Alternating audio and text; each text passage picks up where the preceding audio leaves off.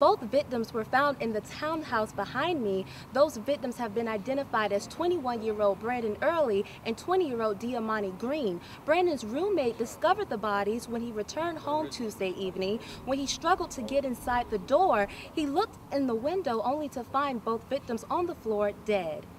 Coach Mobley introduced the team to a special offense called swing. It allows the players to hit the ball anywhere possible on the court, so it's not just an outsider hitter, or a middle hitter, or a weak hitter. They can hit from anywhere on the floor. You know, you really have to marvel the technology we have today. We have an international space station. We even sent spacecraft out of our solar system. And you have to think, who figures this out? Who has time to do this? It's kids like this who are engineers and scientists of our future that will keep us baffling. The plan will help secure the border, holding nearly 5 million undocumented immigrants accountable, and ensures that everyone plays by the same rules. And this has pushed Jalissa to create a new multicultural black box theater ensemble that will provide an artistic outlook that will display art that focuses on issues and accomplishments that are impacting multicultural communities. But this new organization is a big step these students are taking in hopes of seeing a broader range of roles presented to multicultural students. Yes, I'm definitely staying dry out here, but if you were here yesterday, these roads would have completely been shut down due to some heavy flooding. Today, we're looking at periods of showers and isolated thunderstorms, highs throughout the week in the middle 80s, more coming up in a bit.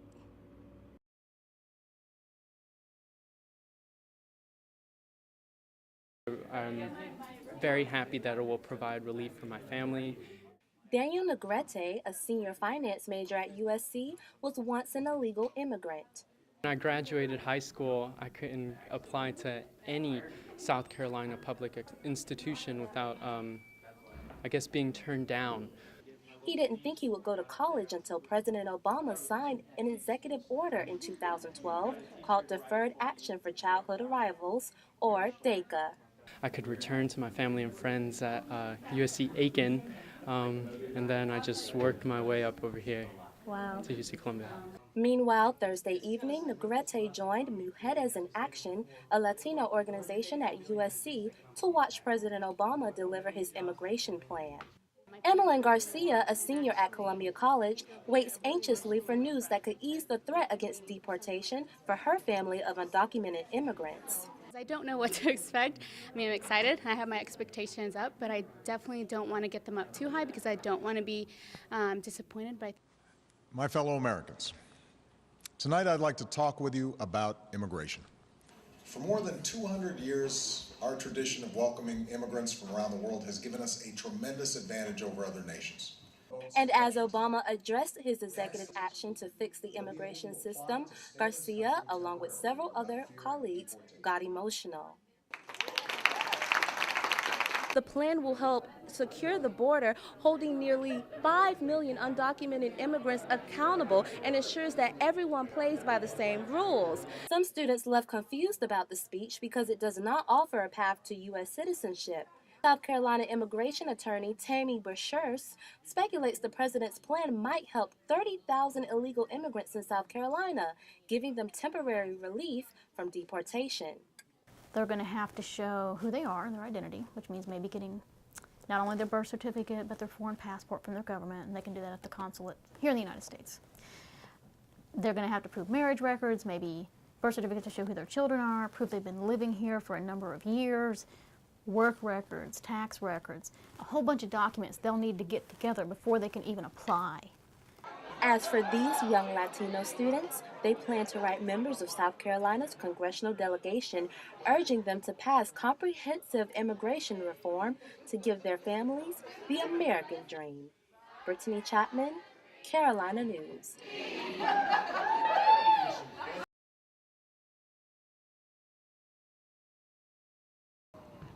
Several residents gathered in Copper Beach townhomes last night after news that 2 dead bodies have been discovered. Copper Beach is a housing community popular among USC students, and they were shocked to learn what had happened so close to home. Very scared, honestly, just because, I mean, you never hear about someone dying and then it happens and it's just kind of, you know, it's very nerve-wracking is what it is. Richland County Sheriff's Department were on the scene and described what they saw. Just before 7 o'clock, Richland County Sheriff's deputies responded to two individuals that were inside of an apartment. Upon arrival, we realized that we had 2 deceased victims, both shot in the upper body. Right now, we're trying to determine exactly what happened, what led up to this incident. Lieutenant Curtis Wilson says the bodies had been there for several days. Crime scene investigators used the front door and downstairs window as an entry into the apartment. Both victims were found in the townhouse behind me. Those victims have been identified as 21-year-old Brandon Early and 20-year-old Diamante Green. Brandon's roommate discovered the bodies when he returned home Tuesday evening. When he struggled to get inside the door, he looked in the window only to find both victims on the floor dead. Police say Green was a sophomore at USC and says Brandon Early shot Green and then shot himself. Friends of Green mourned at the scene once they learned what had happened. Robert Bell, a Copper Beach resident of 3 years, says he found out via social media but would have preferred Copper Beach to notify him first. I would rather them tell me now when it's happening than the next morning get a random newsletter that says, oh yeah, by the way, someone got shot. And that's exactly what they did. Copper Beach placed this letter on residents' doors, making them aware of the 2 bodies found and that they are in full cooperation with the Richland County Sheriff's Department and saying safety is our top priority. Richland County continues to investigate a motive for why Early would have committed this crime as the people in Copper Beach come to grips with what happened. Brittaney Chatman, Carolina News.